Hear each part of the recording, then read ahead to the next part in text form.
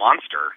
And I, was working with other birds. I was living in Northern California at the time, and I was rescuing bald eagles and golden eagles for the Department of Fish and Game and the local game wardens, and getting my eagle experience.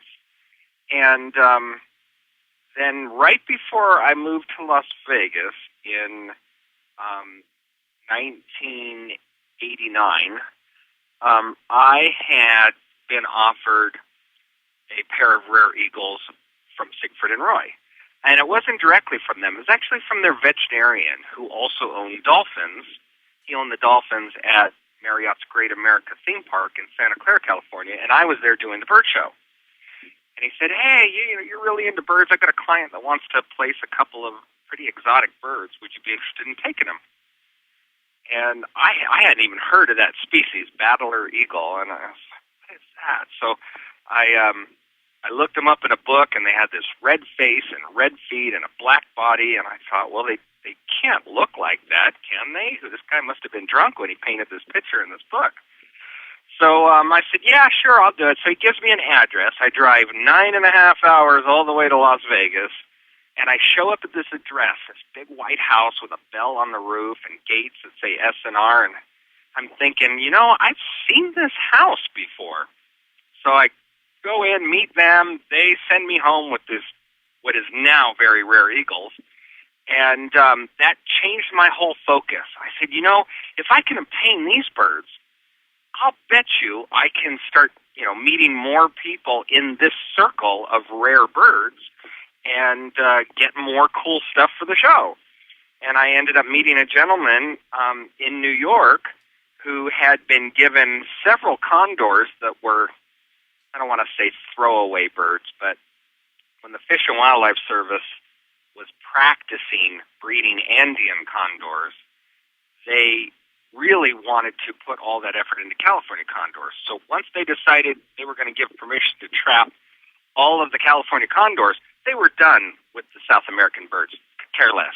Just give them to whoever has room for them. So this gentleman in New York had gotten 3 of them, and he said, I can't take care of all these birds. Can you take 1 or 2? Absolutely. And I had met him because of these rare eagles from Siegfried and Roy. So it was kind of this weird journey where once I stopped thinking that only bald and golden eagles were the birds that existed, then it just opened up a whole new world. And so I got my first condor from him. And once you have a condor, then you become somebody who is experienced and able to have more. So the second one came as a result of Hurricane Andrew in Florida. Miami Zoo got blown off the map, and they placed about 150 birds, really fast. And I got their big male condor.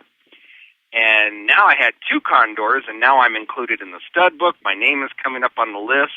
There's only 6 people, private people in the country who have condors, so it's a very short list of important guys.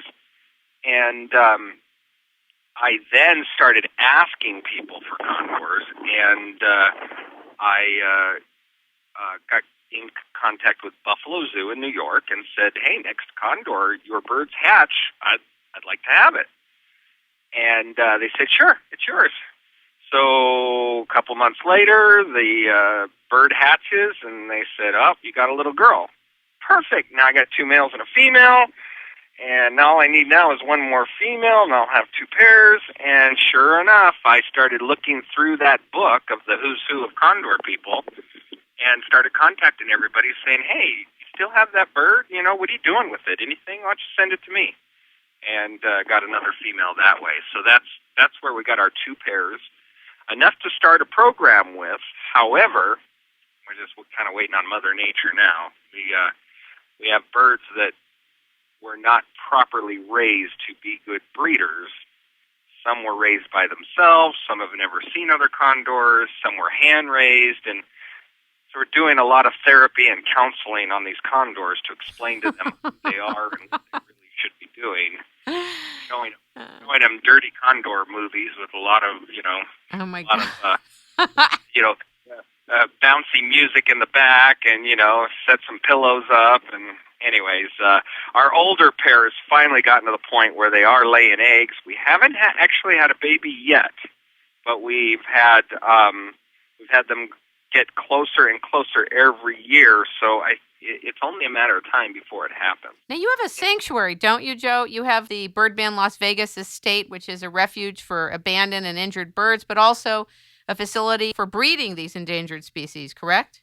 Yep, we have 2 acres outside of Las Vegas, and it's basically a bird zoo. And the condor breeding pairs, of course, have the largest cages. And we're taking care of more than 1,100 birds, and that includes birds that we rescue from people who can't take care of them any longer, birds that have been injured that we're trying to heal and get back released to the wild, birds that we're trying to breed, so in the case of the condors, so we can release their young to the wild, and then of course also all of our performing birds that we send out every season to do performances. Do they get to fly around or no? Well, they fly during the shows, and right. The cages are large enough for them to fly, but flying is not a luxury. It's birds see flying a lot differently than we do. Explain it. Well, we're ground-bound, so to us, flying is this big, mystical, romantic thing that we would love to do. Birds don't see it that way. To birds, it's like jogging. Well, no, I take that back because some people enjoy jogging. It's like hard labor. It takes a lot of work. It places them at risk, especially if they're a dove or a pigeon or something that is a prey species. They have to, figure out where they're going and, not just end up landing somewhere where they're going to die. And then when they do land, they've burned all these calories and all these sugars and all these, short-term, electrolytes. And so they immediately have to replenish that. So that's why you see a lot of birds like red-tailed hawks and stuff just sit on a perch over a field day after day after day, conserving their energy, waiting for an excuse to fly. And then once they see a rabbit or a mouse or whatever, then they fly because they know at the end of that work is going to be payoff. I didn't know that. That's interesting. Yeah, even my birds, when I set them down out on the stage, sometimes they'll look at me and like, oh man, do I have to fly? And it's like, bird, that's what you do. That's what the show is. Do people ever project onto you that it's not good for the birds, it's not natural for them to do shows? There's a lot of concern that way for animal lovers. What do you think? People that take that opinion generally have no understanding of the animals or the animal world. What animals really want is they want to feel like they have a chance of guaranteeing their own survival. And when you teach an animal that if it pushes a red button, guaranteed every day it will make food appear, that is such empowerment to that animal that it is just the best thing in the world to him. And that isn't achieved out in the wild struggling for food every day. Right. I mean, granted, that's where these birds and animals and all the different species all became, great at what they do.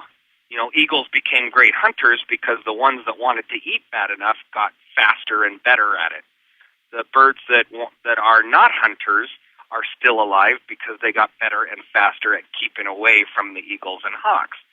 However, in captivity, a lot of those rules just don't play anymore. My eagle learns that if he just lands on the glove, guaranteed there's going to be food every day. It's an easy flight. He doesn't have to struggle.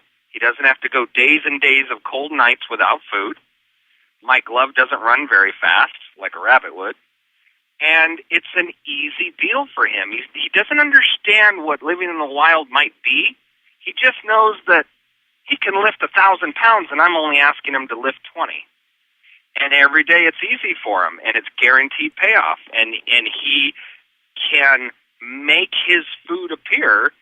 And so in his mind, he's got the best deal in the world. That's why they don't fly away. Now, granted, I get a lot less complaints because of the free flight than tiger acts in cages or dolphins or orcas in tanks and things like that. People perceive them as wanting